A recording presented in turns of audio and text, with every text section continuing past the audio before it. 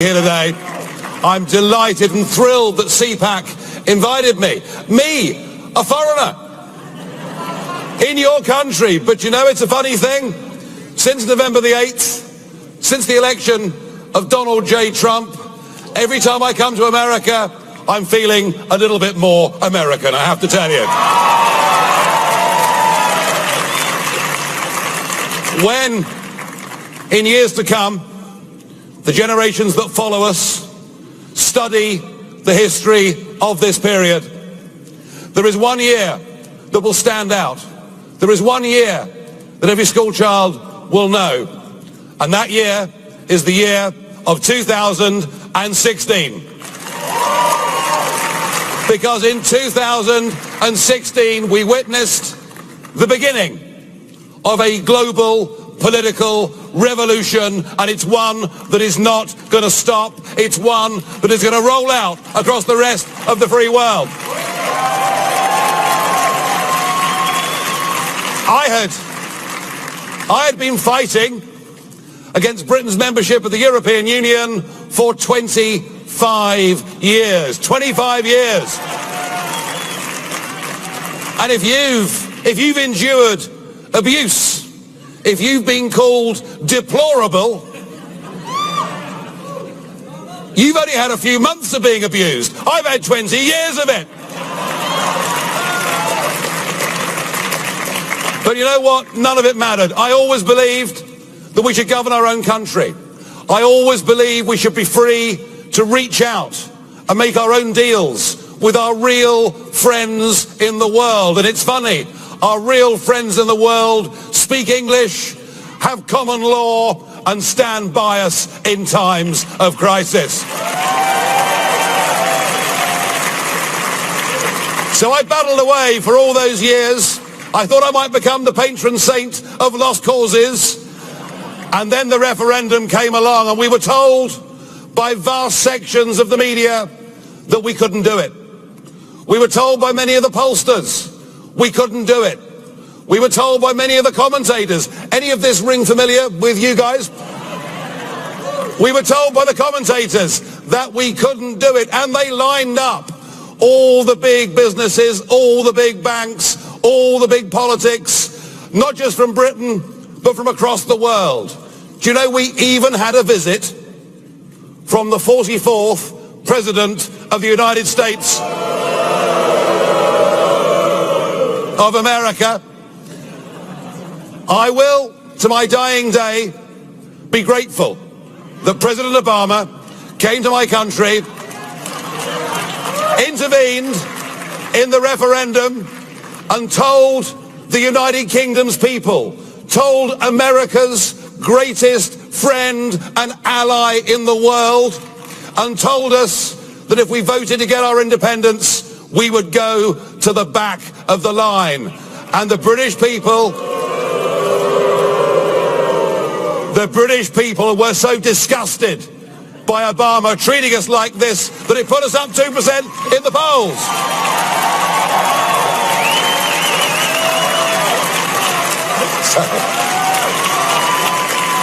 So I shall always be grateful to Obama.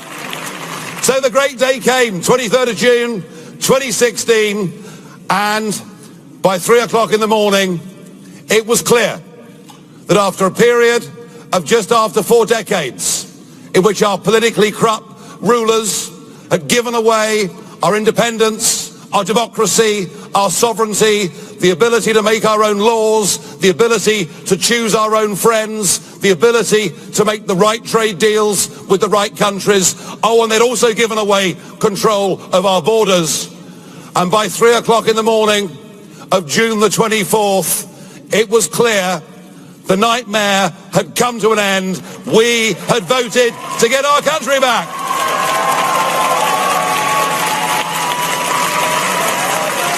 And I can't tell you how thrilled and pleased that I'd felt. It seemed incredible that people had the courage to stand up against the entire establishment. But the brave British people did it. Oh, and by the way, the last opinion poll says that now 68% of the British people want us to get on with Brexit.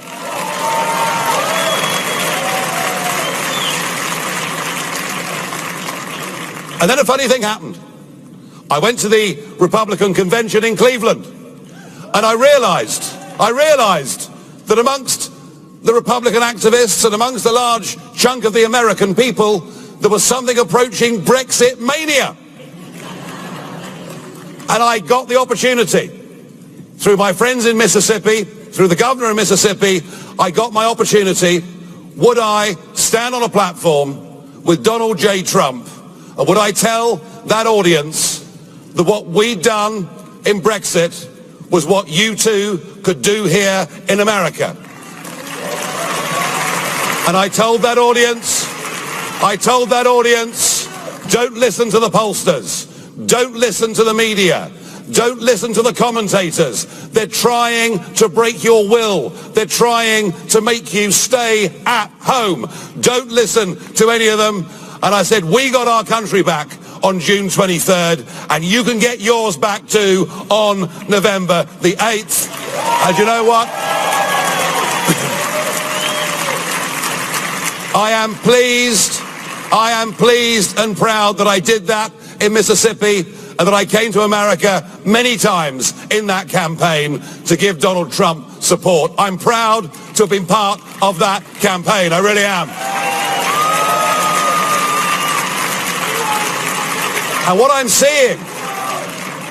seeing 36 days in to the Trump presidency, I'm seeing something quite remarkable.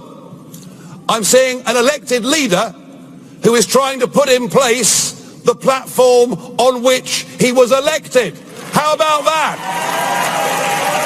Because we've had years, haven't we, of people making promises, getting into power, and not even attempting to put into place the things upon which they've been elected. And I believe that Trump, who is determined, and we saw him this morning, didn't we? And wasn't he just superb?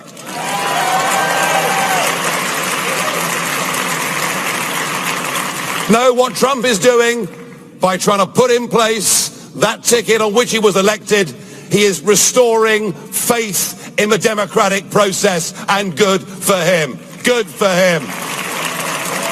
2016 was the year that the nation-state democracy made a comeback against the globalists and those who would wish to destroy everything that we have ever been.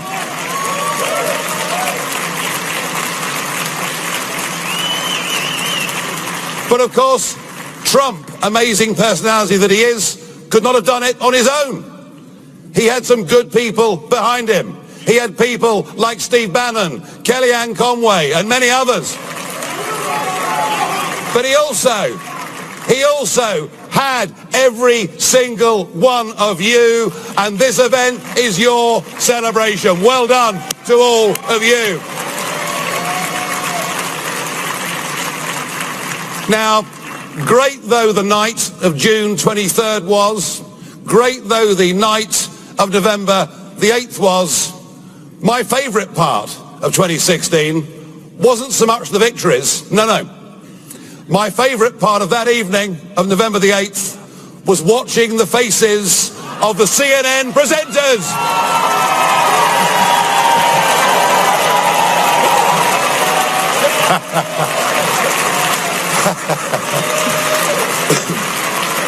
And you know what? They haven't given up, have they? They are in deep denial. They would like to wind the clock back to 2015 to pretend that none of this had ever happened. But just as Brexit becomes more popular by the day, President Trump will become more popular in America by the day.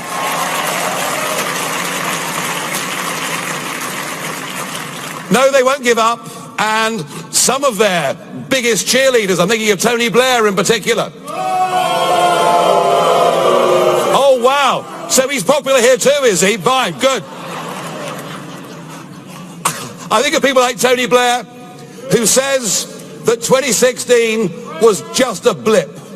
2016 was an aberration. 2016 was just an outpouring of anger from very poorly educated, stupid, virtually unwashed people. That's what Blair thinks. But Tony Blair is wrong. He's wrong because what happened in 2016 is not the end of this great global revolution. What happened in 2016 is the beginning of a great global revolution.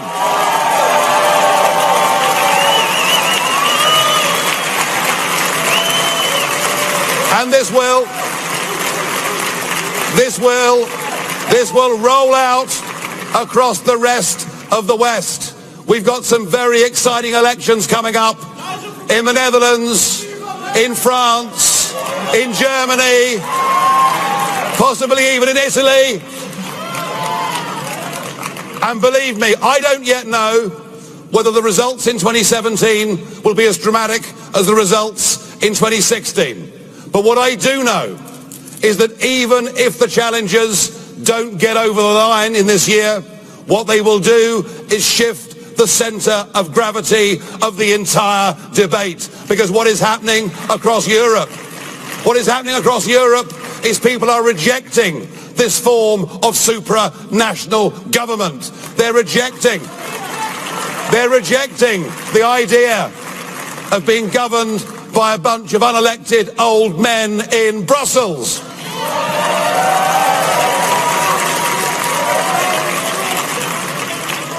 Although I'm very grateful to these unelected old men because I've had some real sport with them in the European Parliament over the last couple of years. And they're rejecting the absolute madness and idiocy of what Angela Merkel did 18 months ago when she opened up her doors. And we've got to be clear. We're not against anybody based on religion or ethnicity. We're not against anybody, but we're for ourselves. We're for our country. We're for our communities.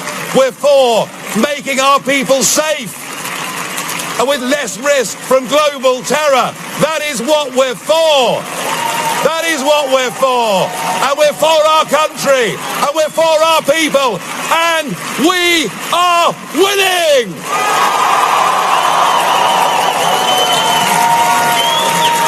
Thank you. Thank you.